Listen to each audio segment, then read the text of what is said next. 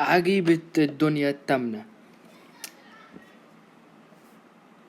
انا لما عرفتها بعتبرها الماكينة اللي بتطلع فلوس وانت نايم حرفيا. الموضوع مش سحر يا اخوانا ولا تلعب بالنار، ده اسمه الفايدة المركبة.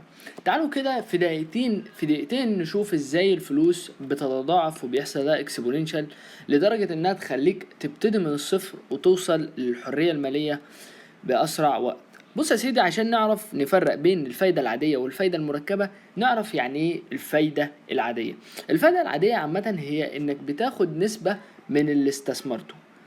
تمام؟ يعني مثلا انت جيت استثمرت 100,000 جنيه او 1000 دولار مثلا. انت جيت تستثمر 1000 دولار مثلا. حلو. باستثمار قيمة 10% كل سنة. فالاستثمار ده بيطلع لك وليكن 100 جنيه، 100 دولار في السنة.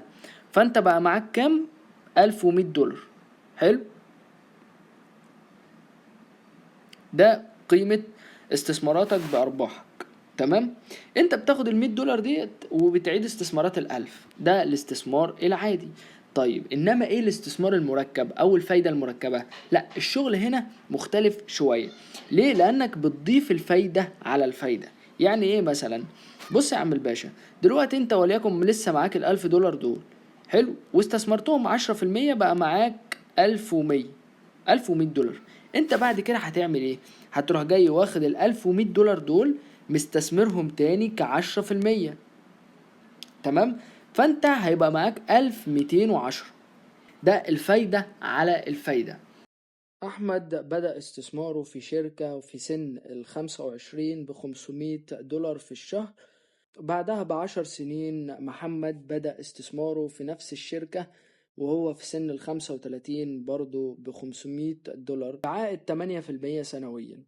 في سن ال65 أحمد بقى معاه 1,500,000 دولار. وفي نفس الوقت محمد بقى معاه 700,000 دولار بس.